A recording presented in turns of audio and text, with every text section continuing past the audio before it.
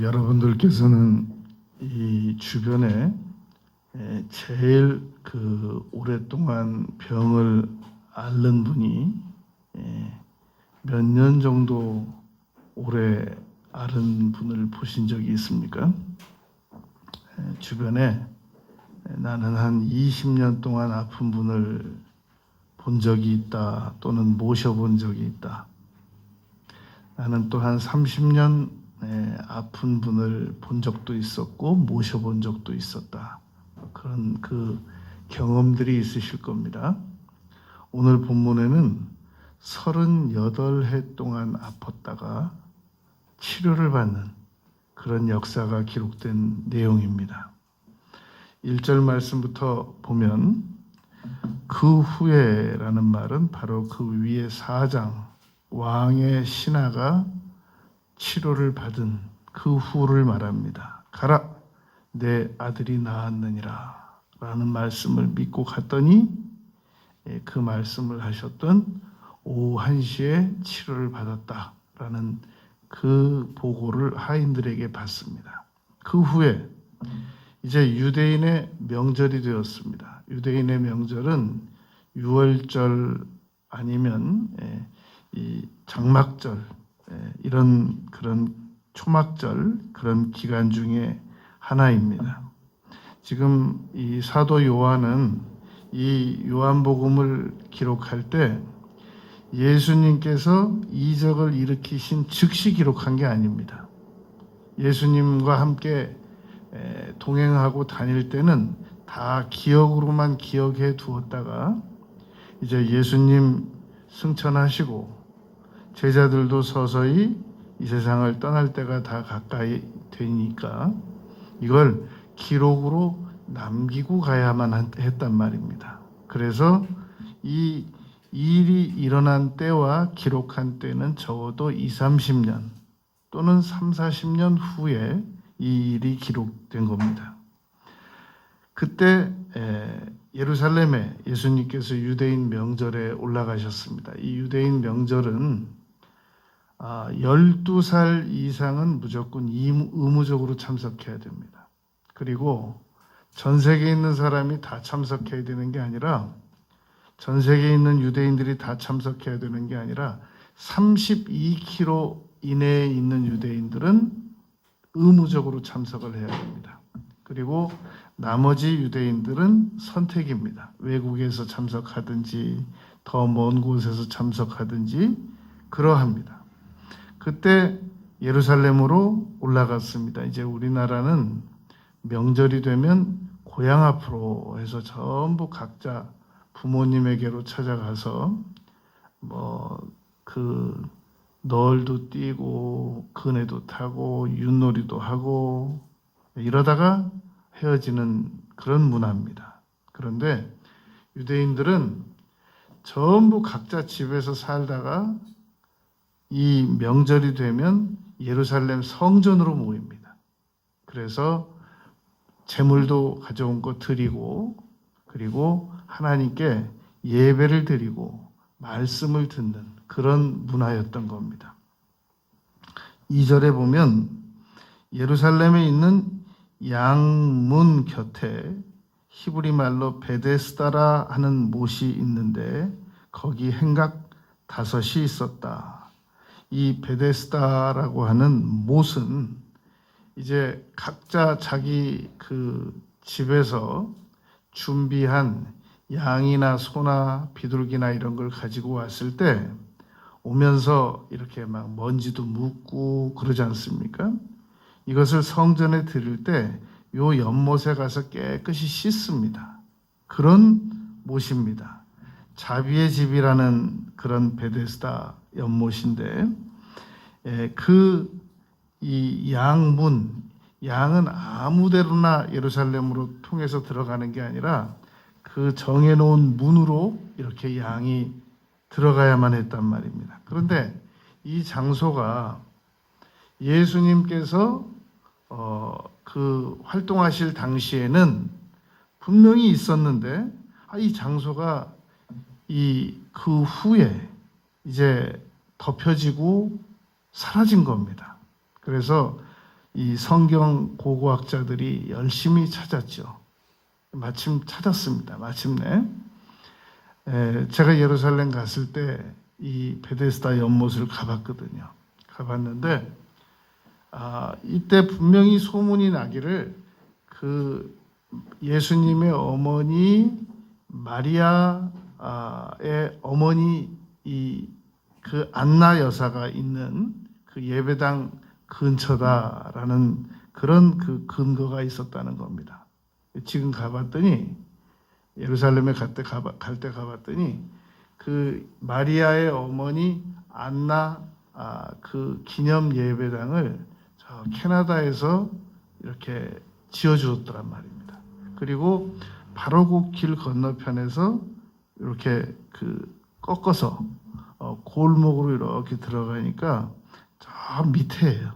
아주 이 지형 땅에서 한 3층 건물 지하만큼 여기가 옛날에 그 못이 있었고 그 행각이 5개가 있었겠구나. 그런데 넓진 않았습니다. 그렇게 그 좁은 곳이었는데 여기 병자들이 쭉 누워 있었겠구나. 이렇게 그림이 그려지더란 말입니다. 그런 곳이었습니다. 3절에 보면 그 안에 많은 병자, 맹인, 다리 저는 사람, 혈기 마른 사람들이 누워 물의 움직임을 기다리니 그 원래 용도는 그 연못이 있었고 거기서 이렇게 그 성전에 드릴 그 제물들을 이렇게 깨끗이 씻기는 용도였는데 누가 소문을 낸 겁니다. 어느 날 말이야. 갑자기 물이 부글부글 끓는 거야. 그래서 그 끓는 물에 내가 손을 넣었더니 갑자기 손이 나와버리잖아? 이런 소문이 돌았던 겁니다. 한번 소문이 나기 시작하면 그것이 좋은 소문이든 나쁜 소문이든 걷잡을 수 없는 게 소문이란 말입니다. 이 하버드 심리연구소에서 그렇다더라라는 소문을 추적을 해봤습니다. 그랬더니 30%는 맞고 70%는 맞지 않더라는 겁니다. 이 연못에 아무 때나 들어가 가지고는 안 되고 물이 부글부글 끓을 때 그때 들어가면 병이 낫는다라고 누가 최초 소문을 낸 사람이 있는 겁니다. 그런데 문제는 물이 아무 때나 끓느냔 말이죠. 물이 끓는다라고 또 소문을 내려면 그게 온천이다라는 걸 그때는 몰랐잖아요. 그러니까 천사가 들어갔을 거다. 이런 그 덧붙여진 소문이 이제 계속 나기 시작한 겁니다. 그러다 보니까 마지막으로 이제 집에서나 이 민간요법이나 의원들에게 치료받기 어려운 사람들이 모여들기 시작한 겁니다. 여러분 지금도 저 지리산 같은 데 산속에 들어가 보면 시한부 선언 받은 분들이 혼자서 가족들 다 피해서 들어가서 그 있는 분들이 있단 말입니다. 종종 그러다가 또 치료받아 가지고 나오는 분들도 있죠. 그래서 지리산만 들어가면 낫는다 이런 소문이 또 돌기도 하는데 또 그런 건 아니지 않습니까? 자, 이래서 이런 상황에서 모여든 사람들 중에 가장 오랜 병을 가지고 있었던 사람이 이제 38해 동안 아픈 사람이었단 말입니다. 5장 7절에 보면 예수님께서 이 병자가 대답을 하기를 주여 물이 움직일 때 나를 못에 넣어주는 사람이 없어서 내가 내려가는 동안에 다른 사람이 먼저 내려가나이다 라고 대답을 했는데 무엇이라고 이 설명을 했길래 이렇게 대답을 했느냐는 말입니다. 예수님께서 이 사람에게 내가 낫고자 하느냐라고 물으셨다는 겁니다. 아니 그러면 낫지 않을 의지가 있는 사람이 거기 왜 가 있냔 말이죠.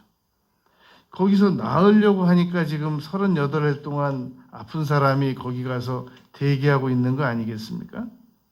그런데 왜 예수님께서 내가 낫고자 하느냐라고 물을 수밖에 없었느냐면 그런 사람이 있었습니다.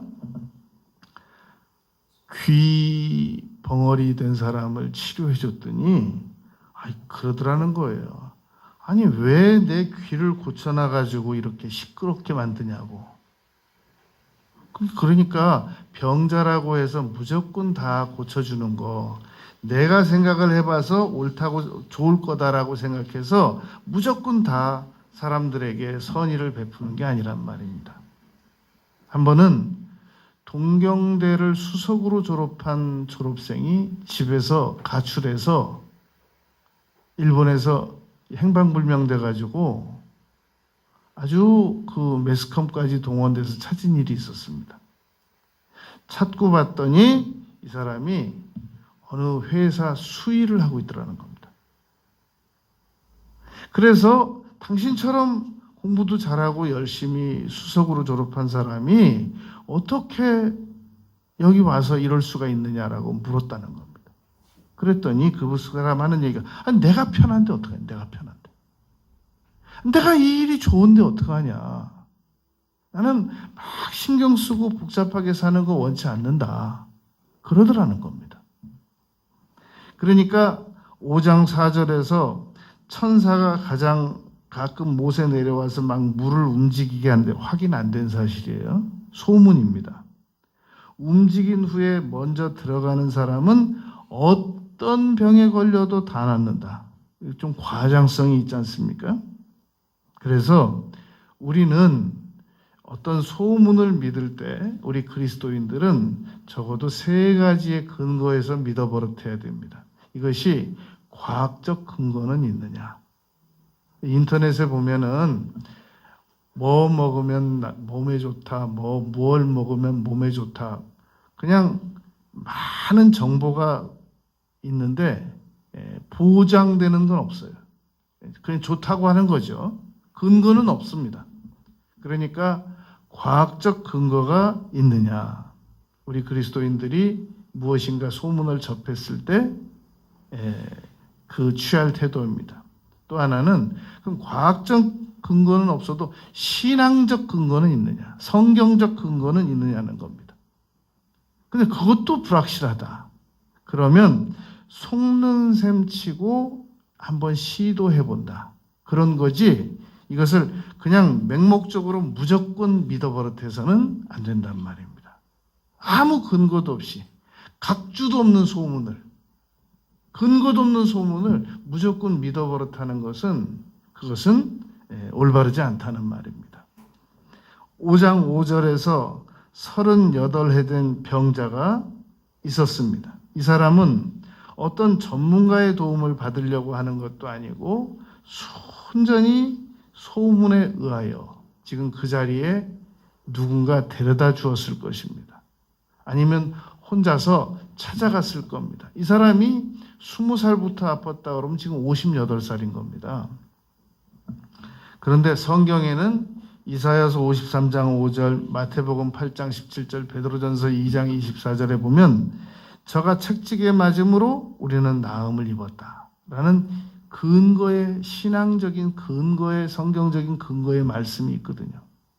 그러니까 이 말씀을 분명히 부여잡고 간절히 기도를 드렸더라면 38해 안에 오히려 더 좋은 결과가 왔을 수 있단 말입니다. 그런데 이 사람은 이런 성경적인 치유의 근거를 믿기보다는 떠도는 소문을 믿고 지금 이 행각에 가서 한 자리를 누워서 기다리고 있는 겁니다. 예수님께서 찾아가셨습니다. 이 날이 언제라고 그랬었죠? 1절에서 명절 때였단 말입니다. 명절 때는 둘, 셋, 넷, 다섯 전부 각자 자기들이 이 친한 사람들하고 같이 성전에서 예배도 드리지만 명절 문화를 또 즐기는 그런 분위기란 말입니다. 그러면 예수님은 항상 제자들과 함께 다니셨는데 이날이 명절이다 보니까 제자들도 제자들대로 둘둘셋셋 어디 갔고 지금 예수님이 혼자 가신 겁니다. 그러면 예수님께서는 명절 때 어디 아무데도 안 가시고 어디 앉아서 쉬지도 않으시고 가장 38해 동안 아파서 고통받는 자를 찾아가셨다는 거. 이 선택. 이런 신이 어디냔 말이죠. 우리가 지금까지 세상에 많은 신들이 있다고 들었는데 이런 신이 어디 있습니까? 명절날 어디 아무 데도 안 가고 가장 고통스러워할 38해 동안 아픈 사람을 조용히 혼자 찾아가셨다는 것. 예수님께서 가셔서 그 누운 것을 보시고 지금 누워 있는 거예요. 병이 벌써 오래된 줄 아시고 이르시되 내가 낫고자 하느냐? 의지적 자극을 하셨습니다. 의지를 이끌어내시기 위해서 이 적극적인 질문을 하셨단 말입니다. 너에게 간절한 소원이 있느냐? 38해면은 간절한 소원이 있던 것도 사라집니다. 그런 사람에게 너 낫고자 하느냐? 라고 물었단 말입니다. 여러분, 우리는 38해 동안 이 세월을 지나온 분들이 있단 말입니다. 그런데 38해를 우리가 지나오면서 느낀 것이 내년에는 좋은 일이 있을 거야. 올해는 좋은 일이 있을 거야. 언젠가는 좋은 일이 있을 거야. 그러면서 우리가 38해를 살아온 분들이 있단 말입니다. 자, 뒤돌아보면 어땠습니까? 인생이 고난의 연속이었습니까? 좋은 날들이 있었습니까? 가는 동안 점점 더 기대했던 것과 달리 고난의 연속이었습니까? 이런 사람에게 예수님께서 네가 낫고자 하느냐? 라고 물었단 말입니다. 간절한 소원을 지금이라도 가질 수 있겠느냐? 라는 말과도 같습니다. 이 잠언 8장 17절 말씀 보면 나를 간절하게 찾고자 하는 자들이 만날 것이다 라고 말했습니다. 예레미야 29장 13절 말씀 보면 온 마음으로 나를 찾고 찾으면 나를 만나리라. 만나주겠다 라고 말씀하셨단 말입니다. 우리는 38해 동안 아무 일도 없었다고 할지라도 이제부터라도 오늘 본문 말씀을 보면서 희망을 가져야 할 필요가 있단 말입니다. 5장 7절에 보면 병자가 대답을 합니다. 주여, 물이 움직일 때 나를 못에 넣어주는 사람이 없어 내가 가는 동안 다른 사람이 먼저 내려가나이다. 이 사람이 지금 그 행각이 있는 자리와 물이 있을 만한 자리를 제가 잘 가서 봤더니요. 20m에서 30m는 떨어져 있어요. 지금 행각이 바로 옆에 있는 게 아니란 말입니다. 우리가 저 해변도로 가면 바다 바로 옆에 길이 있습니까? 그럼 무너져 내리죠. 한참 떨어져 있잖아요. 연못과 행각은 이렇게 멀리 한 20-30m 떨어져 있는 곳이란 말입니다. 지금 그 거리를 누워서 본 것이 다 정확하지는 않습니다. 한 가지 확실한 것은 나를 도와줄 사람이 없다라는 말입니다. 나를 못에 넣어주는 사람이 없어. 그러니까 지금 다른 병자들, 환자들은 보호자들이라도 왔다 갔다 하고 그러했을 터인데 이 38해 동안 있었던 사람은 누워있는데 자기를 도와줄 사람이 한 사람이 없었다는 겁니다. 이 영어 성경을 보면 자세히 기록되어 있습니다. 나를 도와줄 수 있는 한 사람이 없다.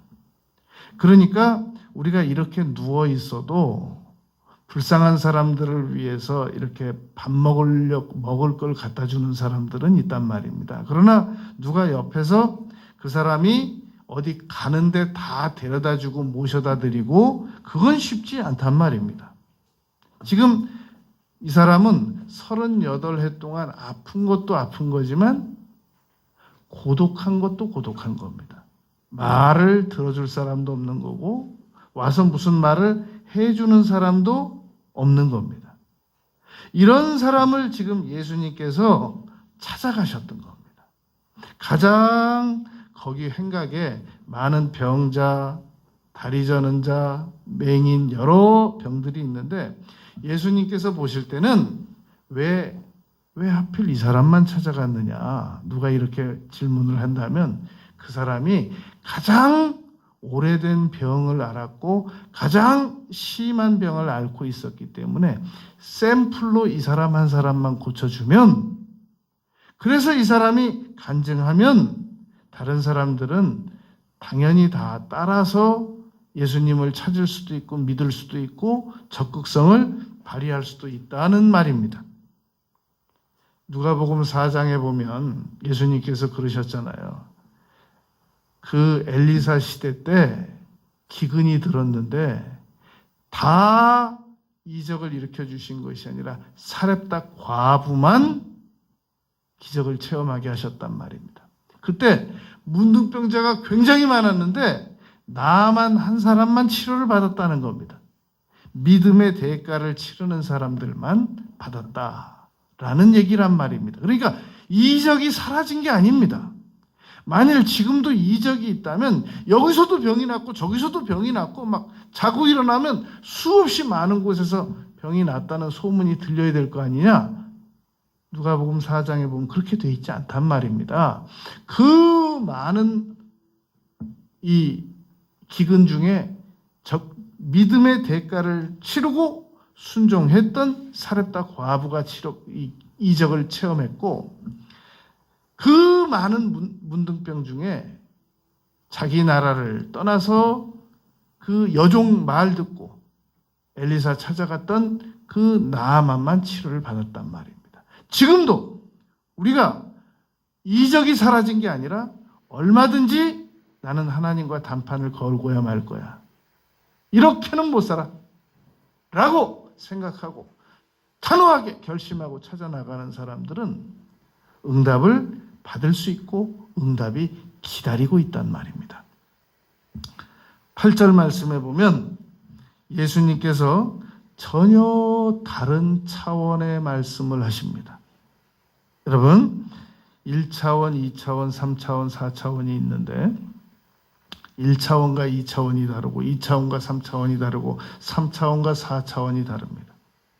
3차원은 물리적인 세계입니다. 전문가를 찾아가서 돈을 치르고 그가 가지고 있는 기술의 대가를 받아서 정확한 그 지금까지의 그 사람의 경험과 통계를 통해서 이루어지는 일입니다. 그런데 전문가도 안 되고 현대의학으로도 안 되고, 그런데 하나님께서 역사해 주시는 것은 그 3차원보다 그 위차원을 말하는 거란 말입니다. 지금까지의 차원은, 여러분, 중국에 그렇게 많은 사람이 살아도 80%가 침술에 의지한다는 겁니다. 현대 과학이 그렇게 발달했어도 전부 병원 가는 게 아니라 지금도 민간요법과 침술을 80%를 의지하고 나머지 사람들만 병원을 열심히 다닌다는 겁니다. 분명히 다른 차원이 있다는 겁니다. 예수님께서 전혀 이 사람이 생각 못한 다른 차원, 꿈에도 생각을 못했던 차원의 말씀을 하십니다. 내 자리를 들고 걸어가라! 여러분, 이게 말이 됩니까? 상식적으로? 과학적으로 이게 말이 됩니까? 그러나 우리는 요한복음 2장에서 물을 부어라, 떠다 주어라, 그것이 맛있는 포도주로 변했단 말입니다. 지금 요한복음 4장에서 가라, 내 아들이 나았느니라 라는 말씀 한마디였는데 76km 떨어진 곳에서 아들이 나았단 말입니다. 죽어가던 병에서. 예수님께서 38해 동안 누워 있었는데 내 자리를 들고 걸어가라. 이것을 거부할 수 없는 명령이라고 합니다. 베드로가 바다 위에서 만일 주시어든 나를 오라 명하소서. 베드로는 예수님께서 바다 위를 걸으실 수 있다는 것도 믿었고, 예수님께서 자신에게 명령만 내려주시면 자기가 바다 위를 걸을 수 있다는 것도 믿었습니다. 그런데 아직 한 번도 체험을 해본 적은 없습니다. 예수님께서 오라 명했더니 걸었단 말입니다. 잠시 걷다가 그 믿음이 사라져서 물속에 빠졌죠. 그만큼 걸은 것도 참 잘하다, 장했다. 예수님 이렇게 말씀하시는 게 아니라 믿음이 적은 자요, 어찌 의심하였느냐. 그 말은 의심하지 않았다면 계속 걸을 수 있었다는 겁니다. 38해 동안 병을 앓는 사람에게 일어나서 내 자리를 들고 걸어가라 라고 말했단 말입니다. 문제는 5장 9절, 그날이 안식일이었는데 이 사람이 곧 나아서 들고 걸어가니라. 자리를 들고 걸어가니라. 누가복음 4장, 마태복음 1장에 보면, 이 마가복음 1장에 보면 예수님께서 베드로의 장모 열병 걸려 누워 있을 때 누가복음 4장 의원 출신 누가가 기록한 겁니다. 꾸짖으사, 열병을 꾸짖으사. 그랬더니 즉시 일어나서 수종들더라 라고 말했단 말입니다. 38해 동안 걸렸든지 3년 8개월 동안 아팠든지 예수님께서는 어차피 그 기간이 문제가 되지 않습니다. 암이든지 감기든지 예수님께는 병명이 문제가 되질 않습니다. 이날은 안식일이었습니다. 여러분, 만델라가 27년 만에 38회가 아닙니다. 27년 만에 감옥에서 출소해서 그 연세에 대통령 되고 남아공에, 그리고 말년을 명예롭게 살다가 갔지 않습니까? 그 만델라의 수기를 읽어보면 27년 동안 한 번도 희망을 포기한 적이 없었더라는 겁니다. 여러분, 우리가 100년을 살아도 희망을 포기하고 살면 아무 일도 안 일어납니다. 그러나 분명한 희망을 가지고 살아가면 그 희망에 맞추어서 운동도 하고, 희망에 맞추어서 건강도 유지하고, 희망에 맞추어서 꿈도 꾸고 목표도 세우고 반드시 좋은 일이 일어날 수 있단 말입니다. 10절 말씀에 보면 유대인들이 병 나은 사람에게 질문했습니다. 안식일인데 네가 자리를 들고 걸어가는 것은 옳지 않지 않느냐?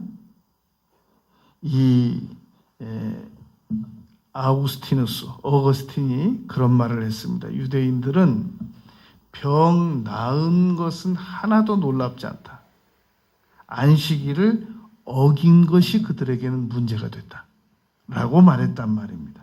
그러니까 공감 능력이 없기도 하겠습니다만, 우리가 생각을 해볼 때 우리가 어떤 사람에게 극적인 반전이 일어나거나 좋은 일이 일어났을 때 일단 그거부터 같이 감동을 해주고, 그리고 나머지 문제를 논할 수 있습니다. 사람은 공감을 받아야 할 때 공감을 받지 못하면 거절당한 것처럼 느끼는 것이 심리적 이론입니다. 그러니까 먼저 항상 하나님께 무엇을 구해도 먼저 감사가 먼저입니다. 이전 거 감사드립니다. 그리고 이 문제도 부탁드립니다. 지나간 건 됐고, 자, 그건 이제 해결됐으니까, 자, 이 문제, 또 이거 해결됐으니까 또 그 다음 문제. 이건 아주 정말 공감 능력이 없는 전형적인 사람의 태도란 말입니다. 그래서 우리가 사람들이 기쁨을 나누면 배가 되고 고통을 나누면 절반이 된다고, 어떤 사람이 아파하면 먼저 그 아파하는 문제부터 다루고, 그리고 그런데 이건 어떻게 해야 되겠냐, 이렇게 넘어가야 되거든요. 아프든지 말든지 이거 어떡할 거야, 기쁘든지 말든지 이거 어떡할 거야, 이거. 그래서 그냥 분위기를 완전히 깨버리는, 그런 사람을 보고 공감 능력이 없다고 합니다. 여러분이 공감 능력이 있으면 그것은 전부 다른 사람을 위한 배려 아니냐? 그렇지가 않은 게 밝혀져 있습니다. 공감 능력이 남보다 더 많은 사람들은 이 사람이 위험 인물이냐 위험 인물이 아니냐도 더 빨리 발견한다는 겁니다. 공감 능력이 없는 사람은 위험 인물도 못 알아보고 곧 자살할 사람도 못 알아보고 자기 가족에게 어떤 문제가 일어나도 못 알아보고 자기 말만 하는 거예요. 자기 말만. 자기 생각만 하는 거예요. 내던지듯이. 그러니까 공감 능력이 많은 사람은 상대에게도 유익을 주지만 그 공감 능력이 자기 자신의 안전을 보호하기도 한단 말입니다. 이 사람이 유대인들은 전혀 공감 능력이 없는 사람들이었어요. 지지난 주간에 아프가니스탄에서 어느 여 앵커가 아프가니스탄 대변인에게 물었습니다. 아니 세상에 이 여성 앵커에게 히잡 씌워놓고 마스크 씌워놓고 그러고 방송하라는 게 말이 되냐? 방송은 사람이 만든 거지만 히잡은 신이 내린 거다. 잔말 말고 쓰고 해라 그런 말이에요. 그러니까 공감 능력이 없는 단체란 말입니다. 그 단체가. 여러분 선진국과 후진국을 뭘로 나누겠습니까? 선진국은 공감 능력이 있는 심리학이 미국이 우리보다 심리학이 100년 정도 앞섰다고 그러거든요. 그러니까 심리학만 앞서가지고 뭐예요? 공감 능력이 앞선 나라와 공감 능력이 덜 된 나라가 있단 말입니다. 이 지금 미국에서 살고 그런 사람들을 가만히 보면 이분들 유감스러운 면이 있어요. 아니 묻지도 않았어요. 그런데 뭐라고 말하냐면 저는요 미국이 좋아요. 미국에서 그냥 살고 싶어요. 아니 누가 살지 말라고 그런 것도 아니잖아요. 그런데 굳이 자기 조국 우리나라를 한 수 아래로 낮추면서 나는 미국이 좋다는 거예요. 아니 그런 미국을 우리는 그렇게 부러워하지도 않거든요. 가보면 땅만 넓은 거예요. 그냥 행정도 우리보다 더 느려요. 그리고 공감 능력이 좋아야 되잖아요. 총 들고 쏴요 그냥. 무슨 공감 능력이 그런 공감 능력이 다 있어요. 그러니까 이 사람은 어디에서 살든지 자기가 정말 선진 시민이고 성숙한 사람이라면 내가 당신보다 집 평수가 얼마나 더 넓은 줄 알아? 내가 당신보다 얼마나 직업이 더 상향 조건에 처해 있는 줄 알아? 이런 거 얘기할 시간에 공감 능력이 있느냐 이걸 보여줘야 된단 말입니다. 공감 능력은 없으면서 내가 그래도 당신보다는 낫잖아? 뭐가 낫다는 거예요? 예수님께서 정말 공감 능력이 뛰어나신 분이십니다. 여러분 어떤 남편이 좋은 남편입니까? 공감 능력 많은 남편이 좋은 남편이죠. 어떤 아내가 좋은 아내입니까?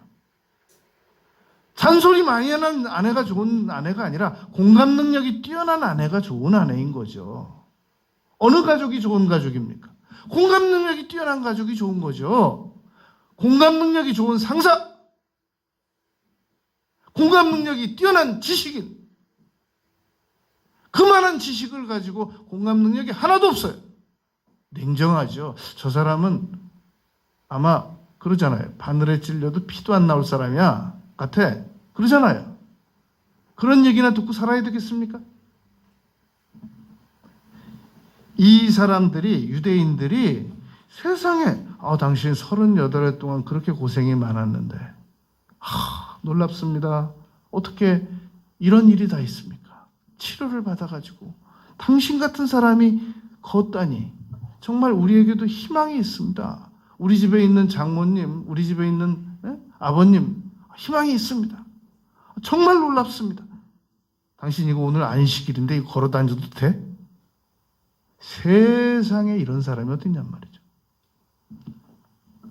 11절에 이 사람이 더 자기가 이 문제를 책임질 수 없기 때문에 나를 낫게 한 그 사람이 자리를 들고 걸어가라고 해서 내가 한번 걸어봤다. 걸어지나? 그랬더니 일어나지고 걸어지더라. 그런 얘기란 말입니다. 이름도 몰라요. 예수님께서 이 사람에게 걸어지면 고맙다고 그래야지. 감사를 사람이 할 줄 알아야지. 어떤 그런 하나도 이 후사를 바라지 않고 그냥 사라지셨어요. 15절에서 이제 말씀하신단 말입니다. 이 사람이 그 사람이 유대인들에게 가서 자기를 고치니가 예수라고 이제 얘기를 해요. 11절에서는 이름도 몰랐습니다. 15절에서 이렇게 얘기를 했다는 얘기는 14절에서 예수님이 이 사람을 다시 만나 주셨다는 말입니다. 그 후에 예수께서 성전에서 그 사람을 만나 이르시되 보라 네가 나았으니 지금 38해 동안 아팠던 사람이 일어나서 걷다가 다시 누워있는 게 아니라 성전까지 나왔어요. 행각에 있던 사람이 성전으로 나와서 예수님을 성전에서 만나서 더 심한 것이 생기지 않게 다시는 죄를 범치 말라. 다시는 죄를 범치 말라. 잘못 살다가 지옥 가는 수도 있고 만약에 다시 아프면 안 되지 않느냐. 그런 얘기란 말입니다. 사람은 얼마든지 잘못된 선택을 할 수 있습니다. 다윗도 사무엘상 21장, 사무엘상 27장에서 블레셋으로 망명까지 가는 잘못된 선택을 했지 않습니까? 하나님께서 다시 회복시켜 주셨습니다. 우리도 얼마든지 잘못된 선택을 할 수 있잖아요. 하나님께서 다시 너는 그냥 그대로 지옥 가. 그러지 않고 회복시켜 주신단 말입니다. 여러분, 예수님께서는 기다리시는 분이십니까? 찾아가시는 분이십니까? 많은 신들이 기다리고 있단 말입니다. 예수님은 38해 동안 아픈 환자를 찾아가셨단 말입니다. 38해 동안 아픈 환자에게만 찾아가시고 우리에게는 안 찾아오시겠습니까? 내가 문 밖에서 두드리노니 계시록 3장 21절. 우리에게도 찾아오시는 분이시란 말입니다. 5장 12절 그들이 묻되 너에게 자리를 들고 걸어가라고 한 그 사람은 누구냐? 이 사람은 안식일에 병 고친 건 아무 관심이 없어요. 왜 걷냐? 너 고쳐준 사람이 누구냐? 13절에 고침을 받은 사람이 그가 누구인지 알지 못하니 이는 거기 사람이 많으므로 예수께서 이미 피하셨습니다. 불필요한 논쟁에 끼어드는 사람이 있어요. 이 불필요한 논쟁에 뛰어드는 사람은 지나가는 개의 귀를 잡는 사람과 같은 사람이라고 잠언에 기록되어 있단 말입니다. 남의 일에 불필요해 자기가 책임지지 않아도 되는 문제를 불필요하게 뛰어드는 사람. 이 사람은 지금 예수님은 불필요한 논쟁을 피하시기 위해서 피하셨는데 14절에서는 다시 만나셨단 말입니다. 그리고는 메시지를 주셨습니다. 그러니까 이 사람이 유대인들에게 가서 그분이 예수님입니다 라고 15절에서 말했단 말입니다. 16절에서 그러므로 안식일에 이러한 일을 행하신다 하여 유대인들이 예수를 박해하게 된지라. 왜 여러분 이 유대인들은 안식일을 어기는 예수님이라고 규정짓고 예수님을 박해했을까요? 여러분, 이 안식일 날은 우리가 우리 청년들이 군대를 가게 되면은 모든 계급이 초기화가 됩니다. 부잣집 아들도 2등병, 가난한 집 아들도 2등병. 모든 계급을 초기화시키는 것이 군대란 말입니다. 그러니까 왜 안식일이 왜 중요하냐면 이때 당시는 토요일이 안식일이었거든요. 그러니까 금요일 저녁 밤 12시가 딱 되면 0시 1분부터 시작해가지고 주일, 우리말로 주일 0시가 딱 되기 전까지 24시간 동안 모든 계급의 초기화가 이루어집니다. 안식일 날은 남녀노소 빈부귀천 그 어떤 사람도 세 가지입니다. 일하지 말고 느헤미야 13장, 예레미야 짐지지 말고, 출애굽기 20장 일하지 말고, 짐승까지 이런 안식일에 그 규제가 있었단 말입니다. 그런데 일하지 말라는 것을 잘못 해석한 유대인들은 병 치료도 받지 말라. 그랬더니 예수님께서 이제 마태복음 12장에서 되물으셨습니다. 그러면 한 가지 물을게. 너희들은 양이 안식일날 구덩이 속에 빠져 있어서 막 소리 지르고 고통받을 때 그냥 내버려 두냐? 몰래 건졌거든요. 유대인들도 바리새인들도 그렇게는 안 둬요. 몰래 건집니다. 분명히 이것은 팩트란 말입니다. 사실로 있는 문제니까 예수님이 질문하신 겁니다. 그런데 그럼 양은 건지고 병자는 고치지 마라. 예수님께서 안식일에 병 고친 사례를 사복음서를 보면 7번이나 있습니다. 수많은 날들 놔두고 왜 굳이 안식일 날 그 일을 하셨느냐면 마찰이 이루어질 것을 보시면서도 왜 그날 하셨느냐면 그게 옳기 때문에 그랬단 말입니다. 유대인들이 안식일을 지키는 방법이 잘못됐기 때문에 바로잡으러 오셨단 말입니다. 마태복음 5장 17절 18절 내가 율법이나 선지자를 폐하러 온 것이 아니라 보충하러 왔다. 너희들이 잘못 해석한 부분은 옳게 바로잡으러 오셨다라는 말입니다. 그 산상수훈에서 예수님께서 너희는 모세가 이러하라 하였으나 나는 너희에게 이르노니 바로 잡아주셨단 말입니다. 그러면 빨리 더 옳은 이론을 받아들이고 순응했어야 할 것인데 안 받아들였단 말입니다. 그러면 예수님께서 그럼 너희들이 안 받아들이니까 내가 너희들 법대로 맞출게. 그럴 뿐이 또 아니시란 말입니다. 요한복음 21장 내 양을 먹이라. 예수님은 하나님이시란 말입니다. 인자는 안식일의 주인이란 말입니다. 제도를 만드신 분이시고 제도를 명령하신 분이란 말입니다. 그러므로 유대인들이 예수님에게 맞췄어야지 예수님이 잘못된 가치관을 가진 유대인들에게 맞출 수는 없는 것이었단 말입니다. 그래서 고쳐주셨던 겁니다. 5장 17절에 예수께서 그들에게 이르시되 내 아버지께서 이제까지 일하시니 나도 일한다. 이 사람들은 왜 예수님께서 안식일을 어기는 것을 그렇게 싫어하셨느냐면 안식일을 어기지 말라라고 말하는 사람이 누구냔 말이죠. 기득 세력, 유대인, 바리새인들, 사두개인들이었단 말입니다. 그런데 그걸 어기면 자신들의 권위가 무너지잖아요. 자신들의 권위가 무너지면 그런 말이 있습니다. 작은 것을 얻으려면 더 큰 것을 요구하라. 바꿔서 적용시켜보면 자기들이 세워놓은 주장하는 법이 무너지면 더 큰 것도 곧 무너질 거란 말입니다.